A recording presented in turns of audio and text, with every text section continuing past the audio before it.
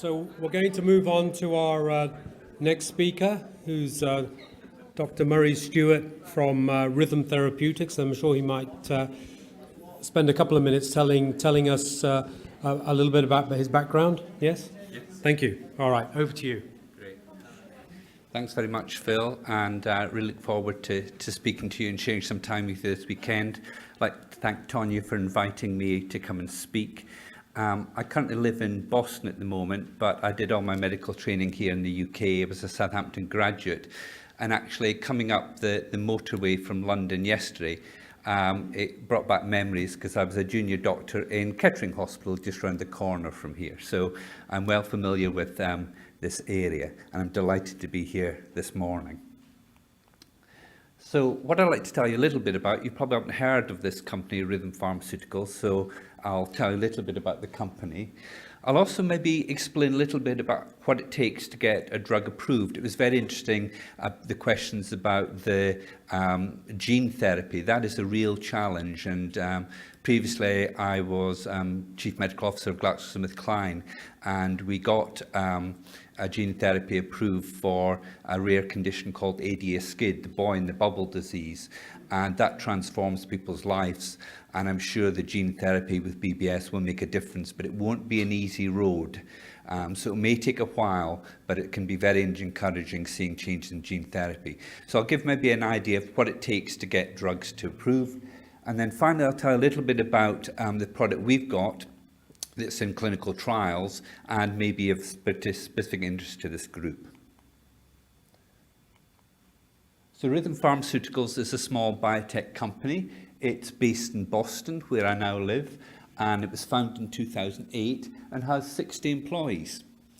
So you won't have heard of it because big companies like GlaxoSmithKline have 100,000 employees and are worldwide. So we are a very small company. But the aim of our company is to transform the lives of people with rare genetic disorders of obesity. And there's a list at the bottom there. So there's a very rare condition called POMC deficiency. There's leptin receptor deficiency. Bardet-Biedl and Alström's come under that category, and also Prader-Willi syndrome. So what do I mean by rare genetic disorders of obesity? And what are our company interested in terms of how to tackle obesity? And it really relates to a pathway in the brain called the melanocortin-4 receptor pathway. And this pathway in the brain is the final pathway that tells signals about your appetite. And the receptor, the MC4 receptor, is probably the light switch that says, okay, you're either hungry or you're not hungry, and then it alters your metabolism. And you may be aware that in Bardet-Biedl syndrome, some of you really feel hungry all the time. And what we're trying to do is bypass, so this isn't a gene replacement I'm going to be talking about, it's a drug that actually targets the receptor that is the end of the signaling pathway. And we're going to be looking at a number of areas within that pathway. But if your pathway is affected and you're not getting the signal, you really sometimes feel hungry all the time. And this can often happen in early childhood. So some of you who feel this hunger probably recognise it from when you were younger. And as soon as you could go to the fridge, you probably went to the fridge. And you probably thought in the middle of the night, I'm still hungry, I want to get up in the night. So I'm not talking, I know I don't feel that hungry. I feel very fortunate that I can sleep and not be woken up by this craving of hunger. But I've seen and know many of you may actually feel hungry all the time. Even if you've had a big breakfast, you may still feel the hunger. So why do you feel so hungry all the time? Well, it's partly related to the signaling in the pathway. So if you've got not clear signaling, instead of the normal signaling, which I get and says, okay, you've eaten, you're full, you may still feel hungry all the time because the signaling isn't right. And I want to see if we can correct that signaling to try and stop that hunger. Once you've stopped that hunger, it may then be easier to follow a diet and lose weight. So I'll tell you a little bit about why it takes a while to approve drugs. It starts really with understanding the science. So what you heard by Professor Beals and Helen May Seymour, is all about starting to understand the science, understanding the science of the cilia, understanding how the signalling process is. Once you understand the science, you can then say, well, maybe we can give a therapy to try and stop that signalling or improve the signalling. And it takes a while to do that. So a lot of that work is done in labs. And that's why we look at mice and say, well, actually, if we can do that in mice, can we do it in man? But it takes a while. And to give an example, it can take 3 to 6 years looking at 5,000 to 10,000 compounds to actually start. And then you do animal testing, and you check if it's safe in animals, and that whittles things down, because sometimes things can be what we call too toxic, just too poisonous. It may seem to work, but as well as doing what you want it to do, it does bad things, so you shouldn't do it. But once you've got a compound that you know is working within a pathway and making a difference, the exciting thing is going into clinical trials. Now you can see that the compounds go from 250 down to 5 compounds. For me, and I've done this a few times now, is one of the toughest decisions to do as a doctor involved in trials is when you first go into humans. So it's worked in the lab, and it seems to have been safe when you've done some mice or rat work. But fancy giving a new compound to someone that's never been tested before, and you've got to do that. You'd be glad to know that we do it very, very slowly. So we give tiny doses that are very small and we know are really not going to have much of an effect. And then we gradually increase the dose, and we do this in the units, phase 1 units, where there's plenty of medical facilities to check. Once we've done that, we've got confidence that we've got the dose and it's safe. We then move into what we call phase 2. And that's saying, okay, does it work in the population we want to give the drug finally to? And then we do that and we say, okay, it looks like it's working. And then the exciting phase for me is when we get into what we call phase 3. Because what they're larger studies where we've shown the drug is safe, we've shown that it works, we want to really see if it makes a difference to patients' lives. So phase 3 is the exciting time for me, because that's the time you do studies to actually see if it makes a difference to people's lives. Now, it's no good me just saying, I think it works. You'd be glad to know that the regulatory authorities across the world really delve appropriately and check, is the drug you're producing going to be safe, and is it going to work? So in the USA, it's called the FDA. You may have heard of them, Federal Drug Administration. They look at all the data companies produce. They look at all the animal data. They look at all the lab data. And they look at all the raw data. So we have to give every single thing we've done to the FDA. And in Europe, we give it to the European Medicals Association. And in the UK in particular, we give it to a group called the MHRA. And they scrutinise the data and they check everything's done above board and the drug is safe and effective before you get the drug approved and on the market. And I really laud the authorities. Sometimes people think, well, why is that bureaucratic and taking so slow? It's really all about ensuring patient safety. So that can take a couple of years. And then you think, well, the drug's approved. And you'll be aware of this in the UK, and sometimes I call this not so nice and sometimes naughty, but there's a committee called the NICE, National Institute of Clinical Excellence, and they've been given different opinions. Some people do think they're good, some people mutter and say that's not fair, why isn't that drug available? But I'm actually a fan of NICE because I think it's a system that really checks that the pricing's appropriate, that in the UK you're getting the right service, and it challenges companies to say, we think this drug works and is suitable for these people or not suitable for these people now. So actually, although some of you may moan about NICE, actually I'm giving you advice to actually say that it's a good system, is recognised across the world, and actually a lot of people follow the NICE process. So you can see there that it does take a while from the beginning, from the animal work right through, to take 10, 15 years to get a drug to market.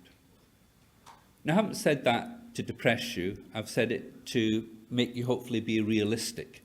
But also want to encourage you that it's actually a robust process.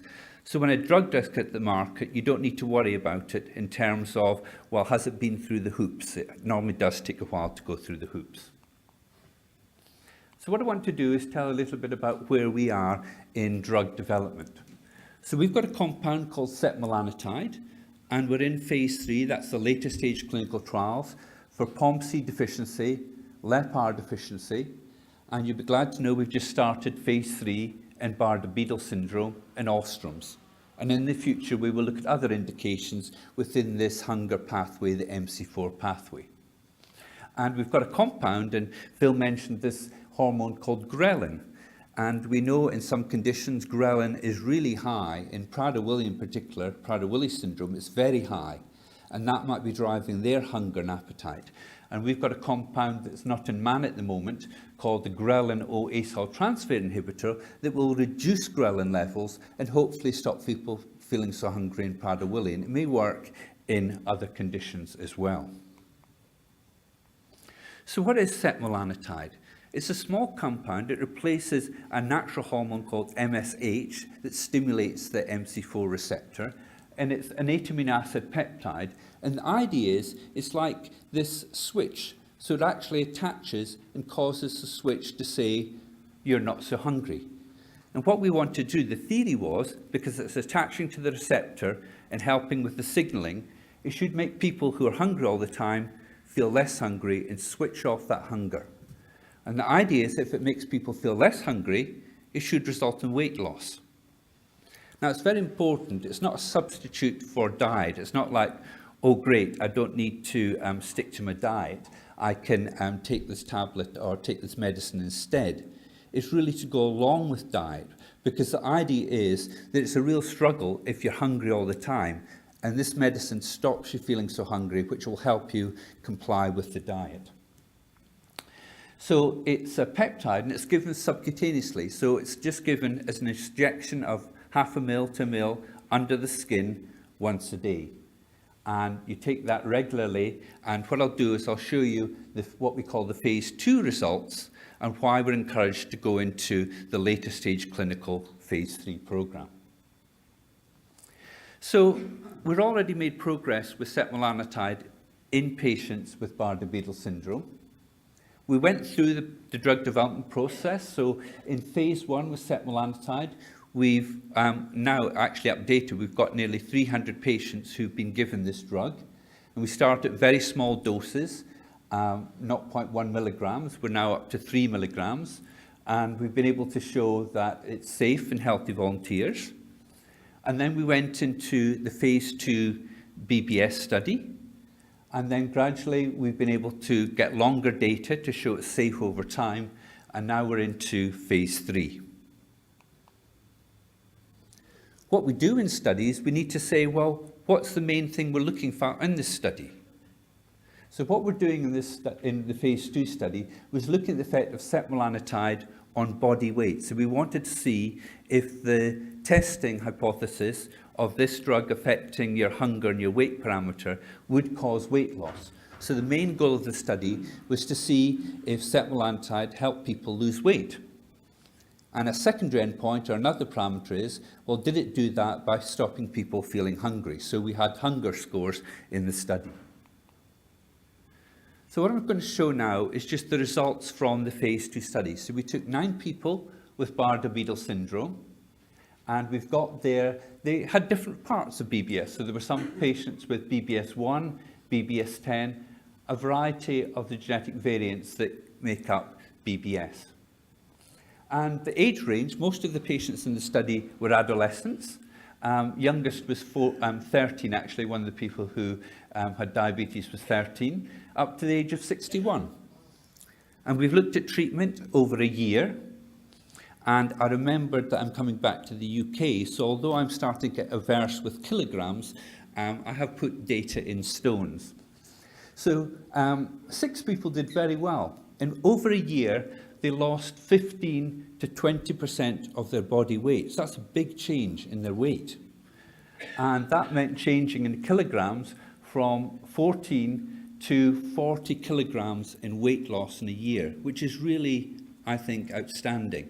So for those of you who are trying to do your 2.2 times table, I'll say that translates in stones to losing 2 stone to 6 stone. So the people did really well. So we were really encouraged by this. And this is why we've gone on to start a phase 3 study, because we think this does make a difference. Associated with this weight loss was a change in hunger.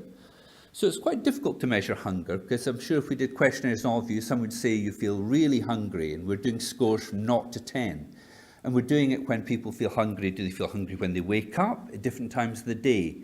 And then what we wanted to do was to see whether, when we gave the therapy, the setmelanotide, did people's hunger change? And we're able to show in the phase 2 study that people's hunger scores dropped by 20 to 80%. So they really said, I don't feel hungry as much as I did, and that helped them lose weight. But it'd be wrong for me to say this works on everyone. So some of you have BBS and you're managing fine with your diet and you don't feel hungry. But for some of you who may be feeling hungry all the time and struggling with the weight, this is an opportunity. But even then it may not work. So we had 3 people it didn't work on. One person didn't lose much weight, but interestingly, they showed reduction in their hunger and improvement in their diabetes. And diabetes can occur with BBS, and we see reductions in HbA1c 10 to 7%. 2 people didn't respond. We don't know why. One of them didn't have a known genetic variant, and one didn't lose weight. So it would be wrong for me to say this is going to work for everyone. I'm showing a graph now, and the reason I want to do this is when people lose weight, people always want to say, well, how quickly does it work? So I've shown 2 graphs here about weight loss and hunger. So we've got one individual on the left who lost up to 37 kilograms, and they started, and what was interesting is the first thing to change was their hunger scores. So when people take this drug, within a day, their hunger switched off. And we found people who were hungry in the morning were finding they were no longer hungry in the morning, and people who were hungry all the time also reduced their hunger during the day. The weight loss isn't dramatic to initially. It's 1 to 2 pounds a week. But over a year, the weight loss continues. So really it's important to realise that if you go into studies and you think, oh, things aren't working, remember things take time. It's actually healthy to lose weight over time. I always worry if people go on fad diets and they lose weight too quickly. It's actually good to lose weight over a period of time. So the summary of the phase 2 results, it did look good. It did look like it caused decreased hunger and weight. What about safety? So we're glad to see there were no serious adverse events in the study, but it was only 9 patients.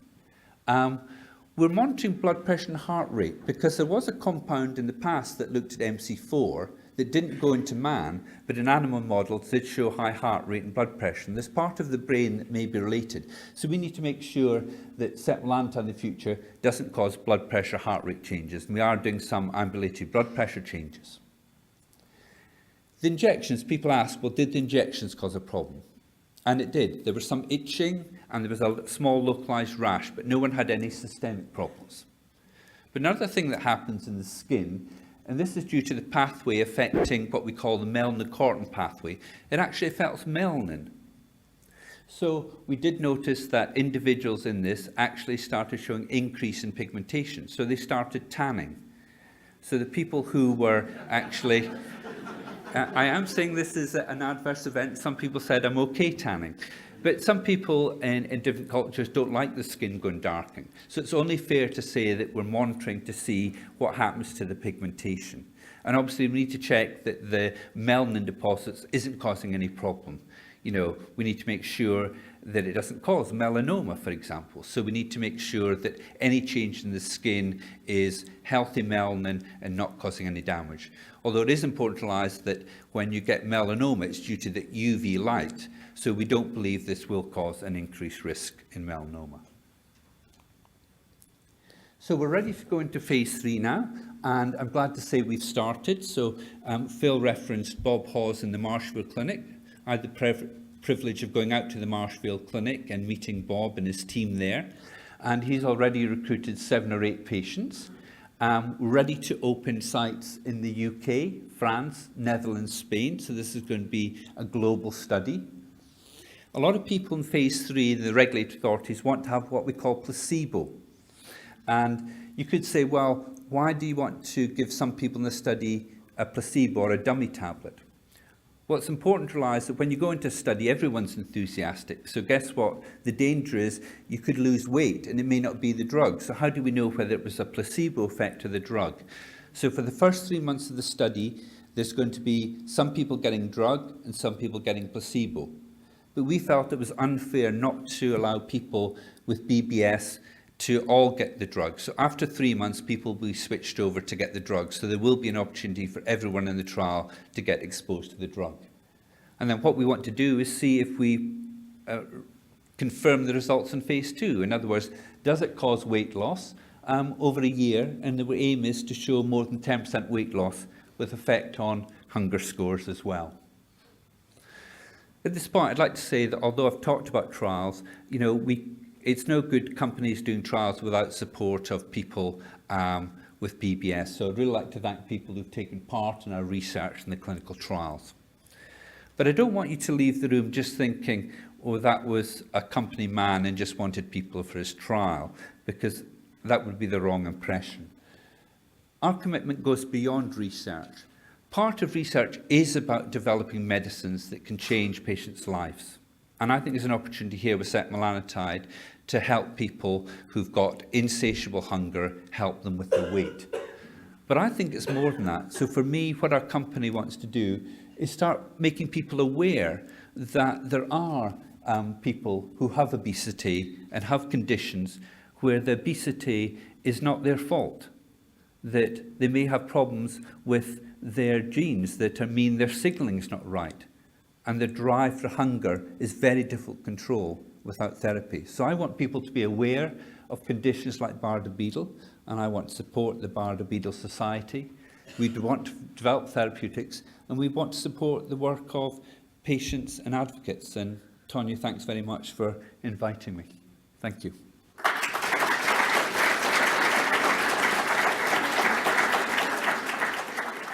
Thank you, Murray, for a very clear, succinct talk. We've got time for a couple of questions, actually. So anyone interested in asking Murray a couple of questions? You are doing a workshop as well, so there will be more opportunity. Can you pop your hand up again, please? Yeah, just coming to you with a microphone. Thanks. Hi there. In your speech you were saying earlier about phase 1, you did go to a bit doc speak, so I was just wondering if you could give us a plain English there, please. Yeah, so phase 1 really is just the first studies you do when you go into man. So when you've done a lot of testing before, you want to then say, okay, let's check it's safe in man. So what I mean by phase 1 is usually the first test you do in man. And you do it in a setting where it's safe and controlled, and you've got facilities to make sure no harm is done. So by phase 1, I just mean the first time you give a drug to a patient where it's not been done before. Yeah, thank you. Hello, I'm a mother of 2 with BBS. I've got my youngest son. He's turned 15, and he was really, really overweight. He was over 115 kilo last year. I don't know in stone, but 115 kilo. And he never stopped eating. He always hungry. But he just did it by himself. He started exercising, started stopping eating any sweet, chocolate, anything whatsoever, no bread. No. Now he lost 40 kilo, over 45 kilo. And he is, and he didn't need any medicine whatsoever, nothing. I never in billion years expected or thought, Adam, he's gonna lose that much weight by himself. Even his behave, he used to have a challenge in behave. He was so bad, and he's always crying after food.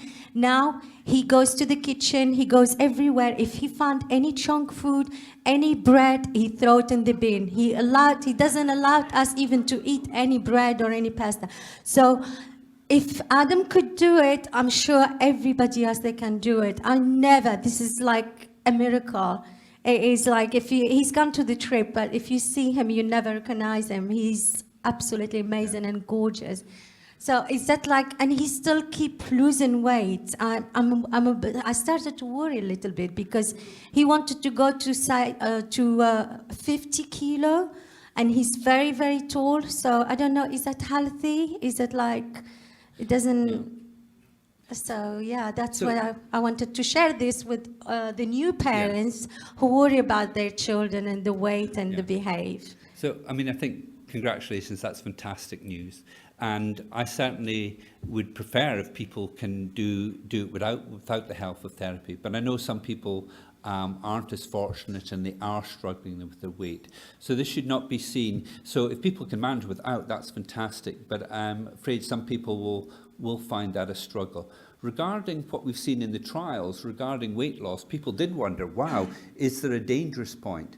And actually, we found out with our compound that although the curves went down, they do start to flatten out to we And I think unless people's hunger completely switches off, it probably is healthy. But Phil may want to comment on charts and things. I mean, obviously, we need to look at your child in relationship to growth curves and a number of parameters. But if they're still within healthy bounds, providing they're not losing weight too rapidly, generally that will be healthy. Yeah. Yeah, that sounds great. Well done. Congratulations. Okay. One last question. Hello there. Just wanted to firstly thank you for the work you're doing on this. It's obviously very beneficial to all of us. Hopefully you may be able to answer this question concisely. If not, apologies. There's an FDA-approved drug that's currently available in the UK and America, marketed under the name of Saxenda, which I think is liraglutide or something like that, which sounds very similar in terms of how it's applicated and the method in kind of blocking that hunger. Is there any striking main differences from the drug that you're trialling at the moment and the drug that's currently available? Yeah, so we're actually probably complementary to liraglutide. Liraglutide is a glucagon-like peptide, and how that does is it works more related to the signalling from the stomach, so it's a GLP. And actually, it does a slightly different pathway in the brain to setmelanotide. So already I've thought, wow, if people don't do well on liraglutide, there could actually be a combination therapy, but that's probably a way in the future. So actually they work differently. This is a GLP agonist that's signaling related to a fullness, whereas setmelanotide works more on the perception and appetite centrally. So they are different mechanisms, and in the future they may actually be complementary. So as I say, Maria's doing a workshop this afternoon, so please save your questions.